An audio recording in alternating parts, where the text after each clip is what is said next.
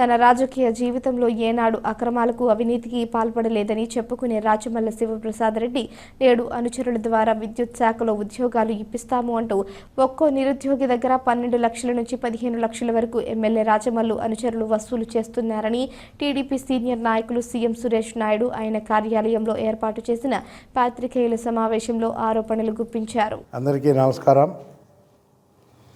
Proddatur MLA గారు రాచమల్లు శివప్రసాద్ రెడ్డి గారు తన నీతిమంతుడని అవినీతిపరుడు కాదని పొద్దుటూరుని ఎంతో డెవలప్ చేసినానని తన మాదిరి చేసిన లేరని చెప్పేసి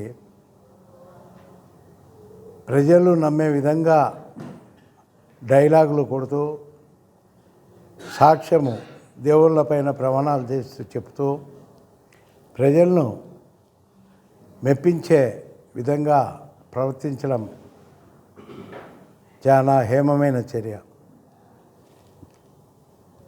7వ తేదీ 3వ నెల ఈ 2024 సంవత్సరంలో పొద్దుటూరులో మెయిన్ సబ్స్టేషన్లు 3 ఉన్నాయి. పొద్దుటూరు సబ్స్టేషన్ అర్బన్ ఒకటి, పొద్దుటూరు రూరల్ పరిధిలోని పవర్ హౌస్ దగ్గర సబ్స్టేషన్ ఒకటి, Kadarabad main substation industrial substation ఒకటి. ఈ 3 సబ్స్టేషన్లు ప్రజలు ఇది బాగా గమనించాలా, విలేకరులు కూడా బాగా గమనించే దీన్ని ప్రజలు మోసపోకుండా మీరు కూడా బాగా తెలియజేయాలి. ఈ 7-3 నెలలో తిరుపతి ఎలక్ట్రికల్ సిఎండి ఇక్కడుండే electrical divisional engineer Srinivasulu Reddy కుమ్మక్కై ఎవరికి తెలియకుండా టెండర్ పిలిచినట్టు బోకస్ చేసి 3 సబ్స్టేషన్లు టెండర్లు అయిపోయినట్టు రికార్డులు సృష్టించి అదే రోజు ఎస్క్రో అకౌంట్ కూడా ఒకే రోజే నిబంధనలకు విరుద్ధంగా ఆ రోజే ఎస్క్రో అకౌంట్ కూడా పుట్టించి అగ్రిమెంట్ చేయడం జరిగింది.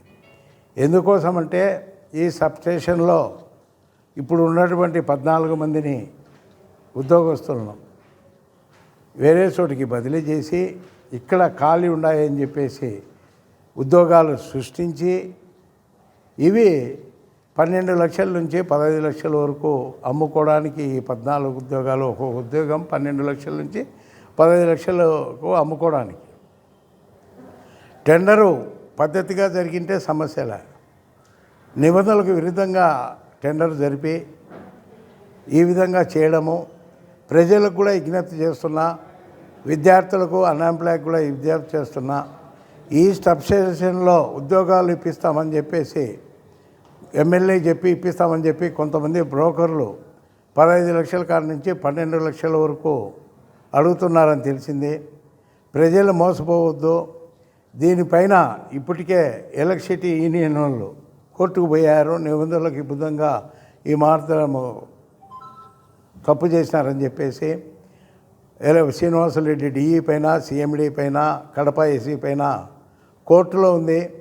పొరపాటున బీద ప్రజలు ఈ ఎలక్షన్ టైంలో డబ్బులు ఇచ్చి ఉద్యోగాలు వేసుకున్నారంటే వాళ్ళు తీవ్రంగా నష్టపోతారు.